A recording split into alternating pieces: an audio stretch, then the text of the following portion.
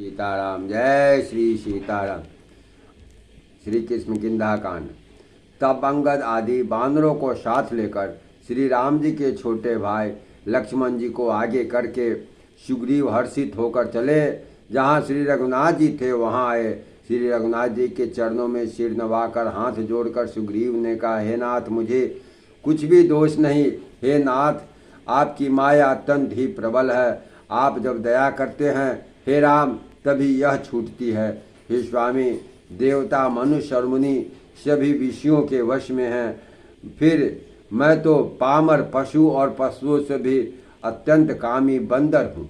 स्त्रियों का नयन मान जिसको नहीं लगा, जो भयंकर क्रोध रूपी अंधेरी रात में भी जागता रहा, क्रोधांत नहीं होता, और लोभ को फांसी से जिसे अपना गला नहीं बंधाया। हे रघुनाथ जी, यह मनुष्य आप ही के समान है। ये गुण साधन से ही नहीं प्राप्त होते, आप ही की कृपा से कोई कोई इन्हें पाते हैं। तब श्री रघुनाथ जी मुस्कुरा कर बोले, हे भाई, तुम मुझे भरत के समान प्यारे हो। अब मन लगा कर वही उपाय करो जिस उपाय से सीता जी की खबर मिले। इस प्रकार बातचीत हो ही रही थी कि बानरों के झुंड आ गए। अनेक रंगों के बानरों के दल सब दिशाओं में दिखाई देने लगे।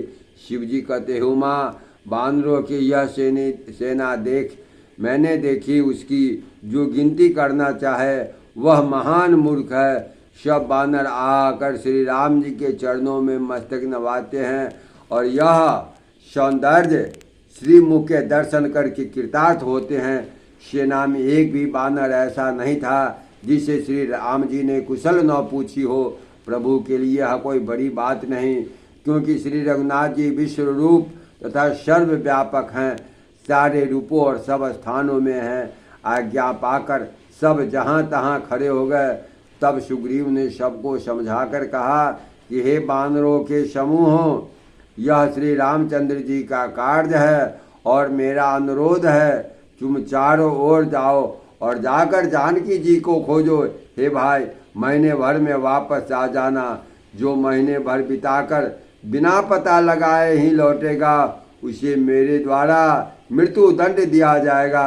सुग्रीव के वचन सुनते ही सब बानर तुरंत जहाँ तहाँ यहाँ वहाँ भिन्न भिन्न चारों दिशाओं में चल दिए। तब सुग्रीव ने अंगद, नल, हनुमान आदि प्रधान योद्धाओं को बुलाया और कहा, जय श्री